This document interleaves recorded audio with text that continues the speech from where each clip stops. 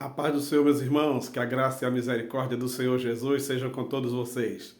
Sou o pastor Moisés Vieira de Lima, estamos aqui no canal Boas Notícias, em mais um subsídio para a Escola Bíblica Dominical, lição de adultos, da CPAD, a Casa Publicadora das Assembleias de Deus. Estamos encerrando o último trimestre de 2024. Esta lição abençoada, as promessas de Deus, é a lição que estudamos em todo esse trimestre, último trimestre de 2024. Obrigado a você que sempre tem acompanhado os subsídios aqui no nosso canal. Que Deus te abençoe. Espero contar de novo com você em 2025. E você que de repente caiu de paraquedas aqui, né? Achou esse vídeo ou o YouTube achou você. Espero que você goste, que também se inscreva, curta, compartilhe e esteja conosco sempre acompanhando nossos vídeos aqui no canal. Que Deus abençoe a cada um e lhes dê um 2025 repleto de bênçãos e cheio da graça de Deus. Amém? Muito bem, a lição de hoje, a lição de número 13, a última lição de 2024 para 29 de dezembro de 2024, com o assunto: as promessas de Deus são infalíveis. Diz assim o texto áureo: Deus não é homem para que minta, nem filho do homem para que se arrependa. Porventura diria ele e não o faria? Ou falaria e não o confirmaria? Verdade prática. As promessas de Deus são infalíveis porque Deus e sua palavra sempre cumprem um propósito.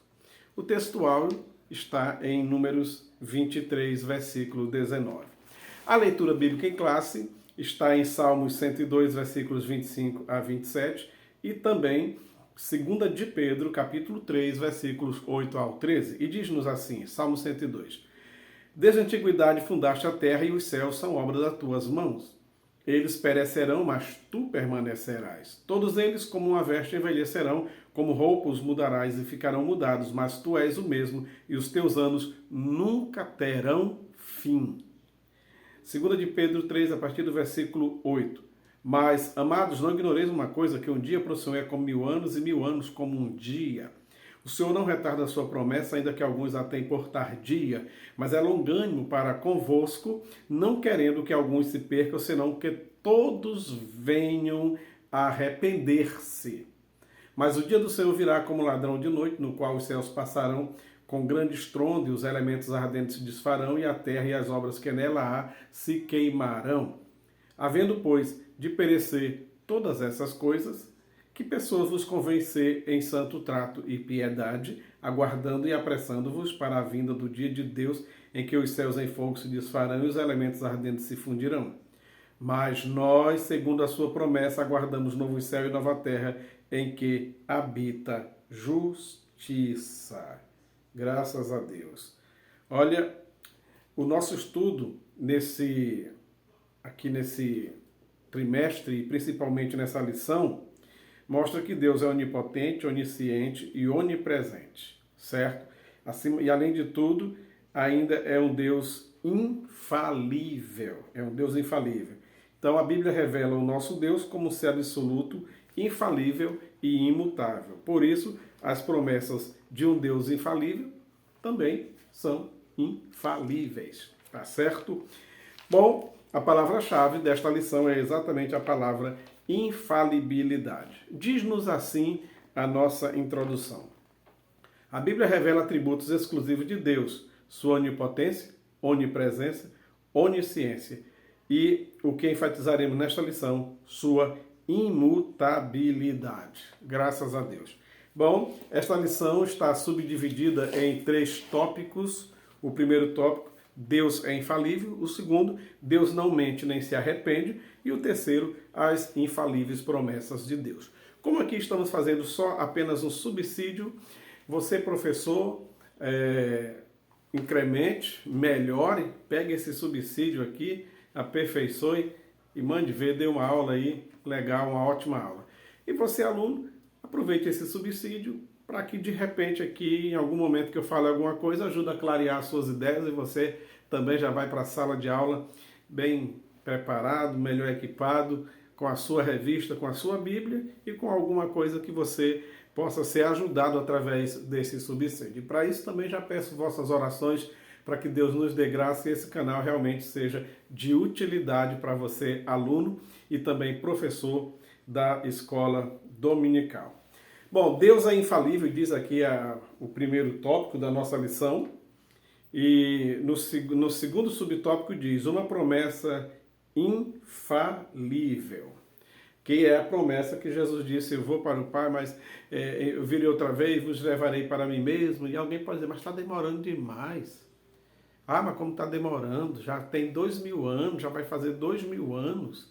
E esses crentes ainda hoje aguardando, ainda hoje esperando, ainda hoje acreditando que vai voltar, que Jesus vai arrebatar a igreja. Tem pessoas que dizem, eu era menino quando eu via os crentes falar isso, já estou dessa idade, já passei de 50 e nada. Não, esse negócio não dá certo. Se nós formos olhar no nosso calendário, talvez a gente ache que está demorando. Mas um dia para Deus é como 1000 anos e 1000 anos como um dia. Na ótica de Deus, agora que está inteirando 2 dias que Jesus fez a promessa que vai voltar, certo? Além do mais, Jesus não está demorando, não. Quem tem convicção da sua salvação, quem está preparado para o arrebatamento, quem está esperando Jesus, não está agoniado, não está apressado. Porque tem convicção, sabe que se morrer, morre em Cristo. Morrer, a gente vive para Cristo, como diz Paulo. E se morrer, está no lucro, não está perdendo nada. Por isso, ou Jesus vindo agora, ou a gente morrendo já já, qualquer forma que tem certeza de salvação, não está escrito no livro da vida, está tranquilo, está de boa, não precisa agonia. Geralmente quem está angustiado, preocupado, dizendo que está demorando, é exatamente quem ainda não está salvo. São pessoas que não têm certeza de salvação. E a gente pode até devolver para eles o questionamento. Sim, mas por que você está apressado se você nem vai? Se você não está preparado, se você não tem certeza da salvação, por que você está agoniado? Por que você está achando que Jesus está demorando se você não está pronto? E exatamente o Senhor está dando mais uma oportunidade para essa pessoa. Imagine se o Senhor Jesus tivesse vindo buscar a igreja há 40 anos atrás. Você que está me vendo agora, está me ouvindo agora. Há 40 anos atrás você estava salvo? Estava pronto? Preparado para subir no arrebatamento? Não. Pois é, nesses 40 anos você está aí, crente em Cristo, com a certeza da sua salvação, servindo ao Senhor.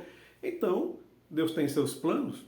Pode ser que o Senhor esteja apenas aguardando o tempo de complementar mais um número de salvos e pronto. O problema é que muitas pessoas que se agoniam e se aperreiam não fazem nada também para mudar a sua vida.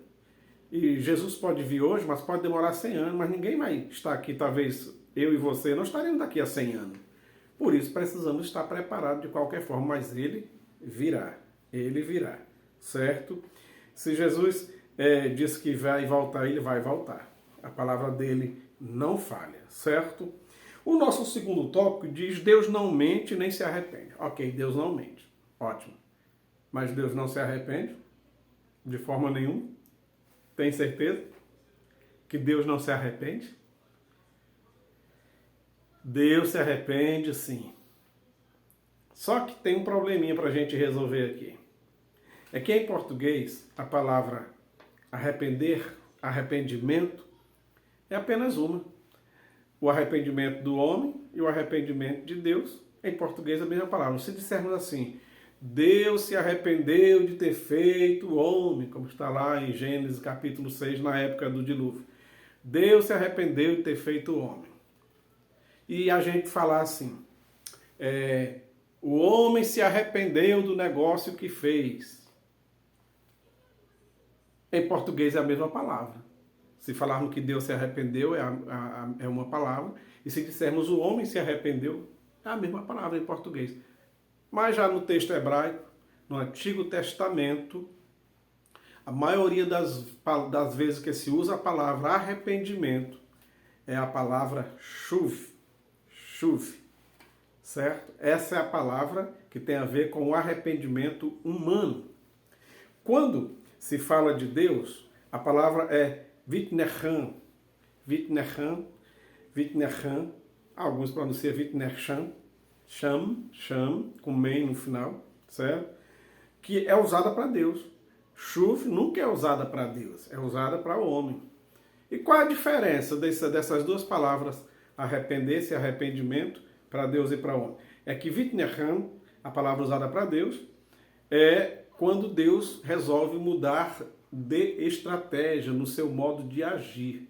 Não é um arrependimento como chuva, que é o arrependimento humano. Esse arrependimento do homem é quando ele reconhece que errou, que fez besteira, que pecou, entendeu? Ele reconhece que falhou e aí pisou na bola, na linguagem bem popular. E aí vem aquela tristeza, aquela comoção, aquele arrependimento. E muitos se arrependem porque foram pegos em flagrante.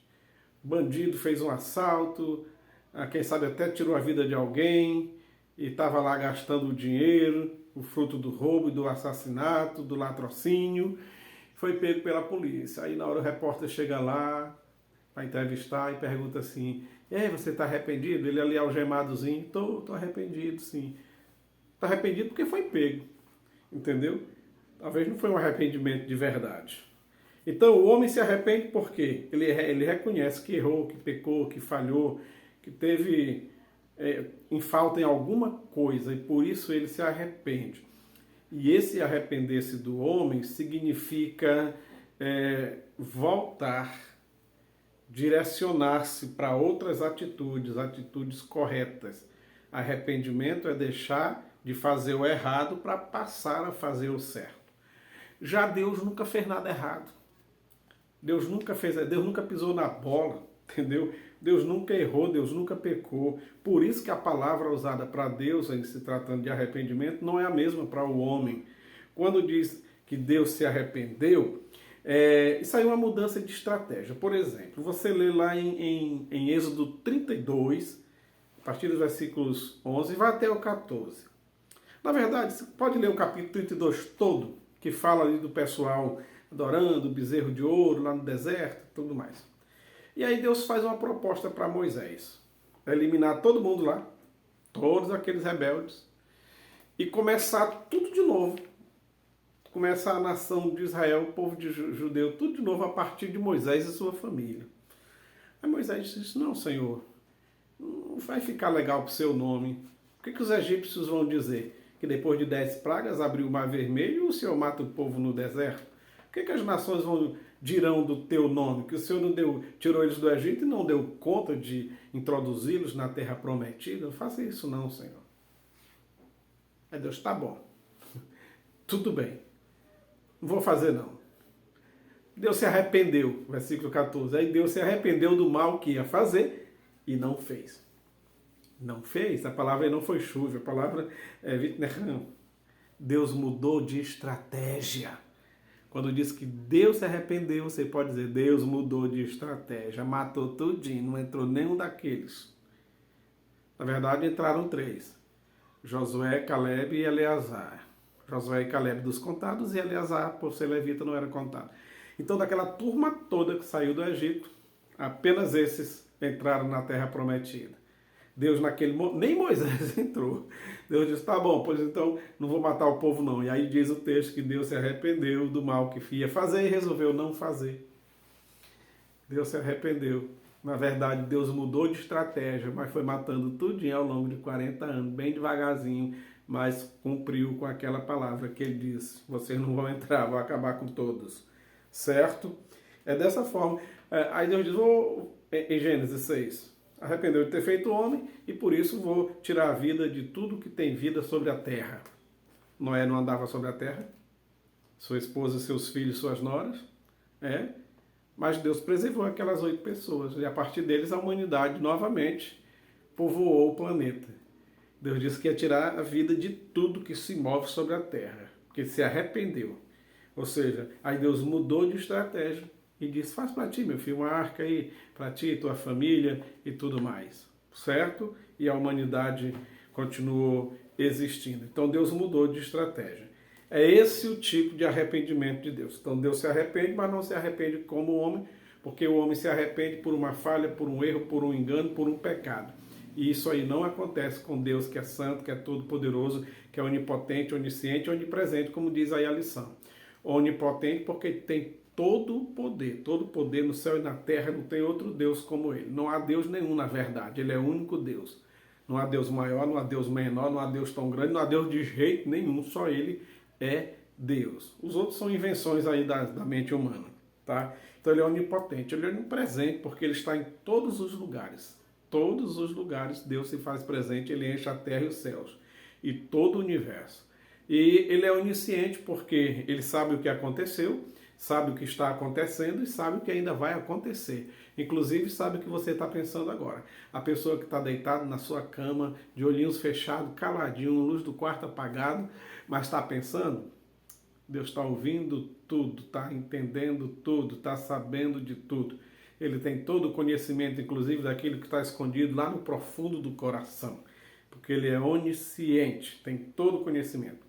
Então, além de ser onipotente, onipresente e onisciente, ele é infalível, é imutável, porque ele não está sujeito nem ao tempo e nem ao espaço. Deus não envelhece, Deus não muda, ele é o mesmo Deus ontem, hoje, eternamente, sempre o será. Então, um Deus como esse é um Deus infalível. E sendo infalível, as suas promessas também nunca, jamais falharão. Amém? Que Deus nos abençoe. Obrigado pelo carinho de chegar até aqui. Se você assistiu esse vídeo, novamente peço carinhosamente, curta aí, compartilhe, deixa o seu comentário, nos ajude a melhorar, nos ajude a melhorar e nos ajude em oração. Que Deus nos abençoe. A gente se vê nos próximos vídeos, se Deus quiser. Um grande abraço.